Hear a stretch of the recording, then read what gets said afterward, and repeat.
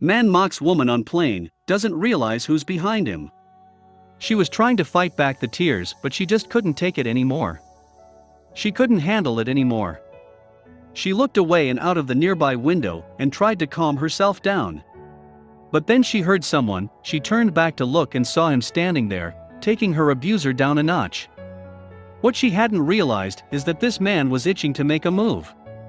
Savannah Phillips felt that she was a passionate woman. She worked hard both in her job and as a mother. Even with all the effort she put into her life, she always felt something in the back of her mind that always said she wasn't good enough. Whenever she could, Savannah would book a plane seat that had no flyers next to her. Unfortunately for her, today the plane was filled to capacity. She began to feel nervousness overcome her. She tried to breathe, but she never knew what would happen on the plane. Savannah had been battling with her weight for most of her life. Because of her weight, she had heard it all. A lot of people were heartless, and some were just ignorant. Whether intentional or not, it definitely affected her self-esteem. America's population is no stranger to being overweight. It has been a problem for a while now. But a recent development is body shaming. This doesn't help the problem or motivate someone to lose weight. Savannah knew this and had always been sensitive about it, even though she tried to have thicker skin. Savannah didn't fly out of pleasure, she flew out of necessity. She went on many business trips and had to get on them to travel. Even though she hated the cramped cabins, she just had to endure it. She had found a solution to her flying problem. She would book the seats around her so there wouldn't be anyone around her, and she'd be more comfortable and less claustrophobic. Savannah had already booked her ticket, and they had said it was full, but she couldn't help but try again. She got to the gate and asked the check-in assistant if there hadn't been any cancellations. She simply shook her head. Savannah would have to board the packed plane without a spare seat. Savannah's experience with packed planes was never a good one. She looked at the check-in assistant and tried reasoning with them. But she looked at her and said it was just impossible with the number of passengers on the plane. As Savannah made her way to the plane, she could see all of the passengers on either side of her. She already felt like there were eyes on her. She didn't appreciate it and could feel her anxiety slowly rising. She just looked down at her feet and kept repeating, "It'll all be over soon." But she couldn't shake the horrible feeling in her gut. Her instincts told her something would happen. Savannah was now boarding the plane. Seeing the jam-packed cabin, she tried breathing and, as calmly as she could, make her way to her seat. She got to where her seat was, but it was a window seat, and there was a man sitting in the aisle seat of the row. When he saw her waiting, he rolled his eyes and stood up to let her pass. When she shuffled past, he let out a loud sigh, which made all of the calming exercises that she tried redundant. The man sitting next to Savannah was an elderly man wearing bright sunglasses. To say he didn't like overweight people was putting it lightly, and he wanted her to know exactly how he felt about her. He started typing something on his phone. After he had typed out his message, he set his screen's brightness to full and set his text size to the biggest it could be. He wanted this message to be clear. After it was finished, he moved the screen towards Savannah so she could see it. But what he didn't account for was that the man sitting directly behind him could see everything. Savannah was always a helpful person. When she saw the man moving his phone towards her, she asked what he was doing. He said that it was so he could see his screen better. But he was lying and kept putting the finishing touches on his message. But when Savannah saw what he had typed out on his phone, it took her by surprise. You don't expect such a horrible thing to be typed and shown to you. She averted her eyes and quickly looked towards the window. She didn't want to cry. Little did she know that the man behind them witnessed the whole thing. It was now clear why the man had played with the settings on his phone until she could see it clearly. The message he had typed out was obvious, and he didn't even try to hide it from her. He wanted his opinions to be clear. She felt like she was back in high school being teased all over again. The message that the man had typed was, "Sitting next to a smelly fatty." Savannah couldn't take it, but she was unaware that her protector was so close. The old man received a sudden, vigorous tap on his shoulder. As he turned around, he heard, "I need to speak to you now."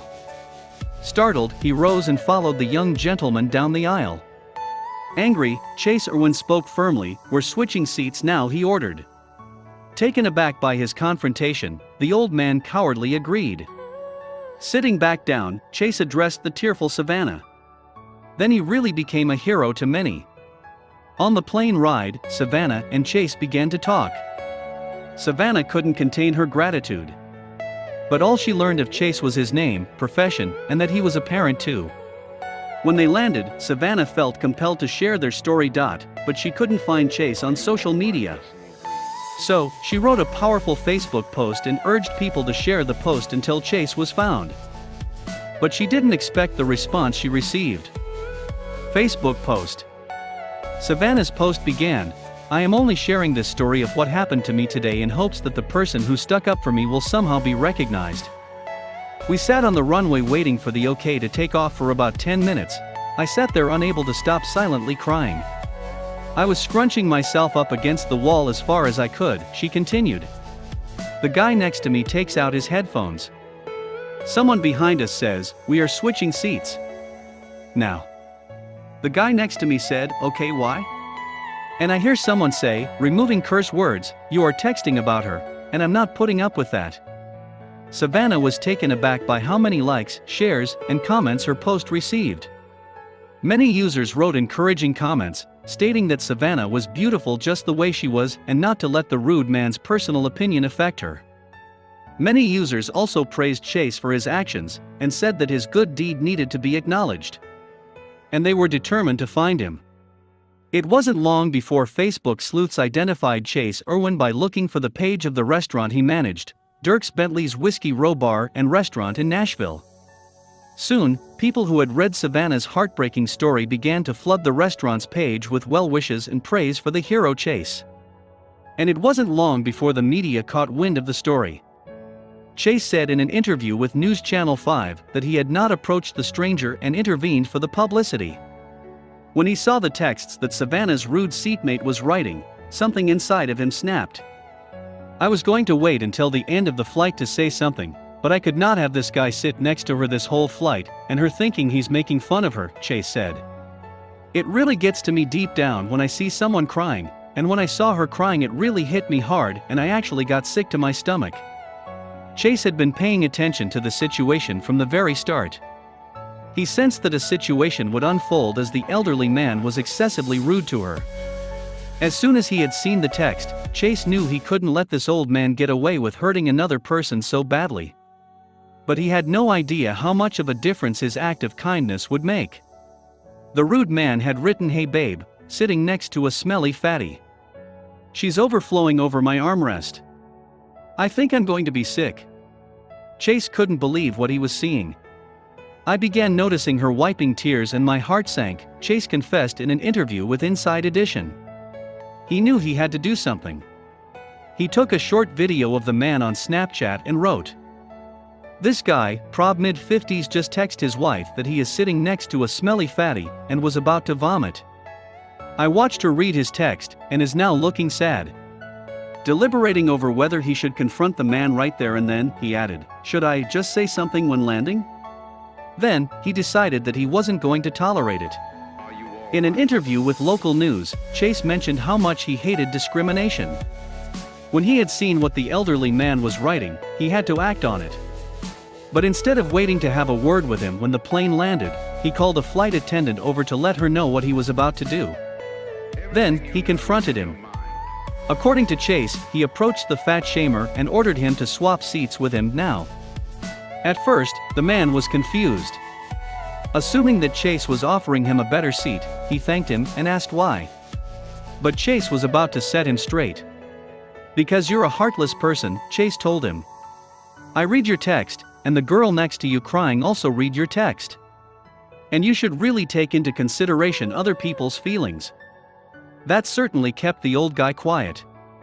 Then, before the rude man could say anything else, he sat down next to Savannah.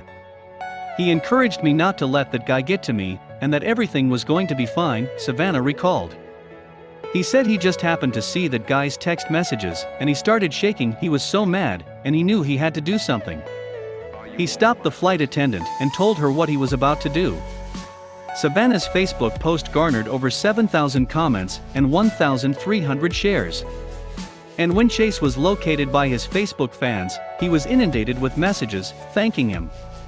Posting a story about the incident to Facebook, Dirk's Whiskey Row said it was so proud to share the story about Chase. "Thank you to everyone who has messaged us regarding this story," the company said. "It has warmed the heart of our entire team." But how does Savannah feel now? "I would like to add that I do forgive him," Savannah said in an interview. "I have said lots of things in my life that I shouldn't have, just like everyone else. If I hated him, I would not be any different, and it is vital to respond with love. Only love brings change in the world." Savannah said that neither she nor Chase have spoken with the man again. She doesn't even know who he is. "And I really don't want to know. I don't want this story to be about him. My goal was for it to be about Chase, and how we should all be brave like he was and stand up for others." Thanks to Chase's kindness and Savannah's post, they helped raise awareness for the victims of body shaming, an issue which has now been brought to the forefront of people's consciousness. Body shaming is an abhorrent practice that should be stopped. Chase will always remain a true hero in Savannah's eyes, as well as many others were sure.